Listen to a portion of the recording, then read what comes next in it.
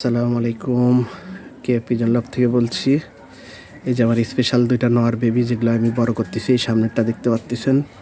এটা আমার one of the best নর হবে আমার লফটের, এবং বলা যায় চ্যালেঞ্জ দিয়ে বলা যায় বাংলাদেশের মধ্যে একটা শ্রেষ্ঠ নর হবে, কারণ এর মার্কিং 10-10 পাক, লাল গিয়ার, খাড়া জুটি, ঝোপা মোজা এবং ব্লু আইচ।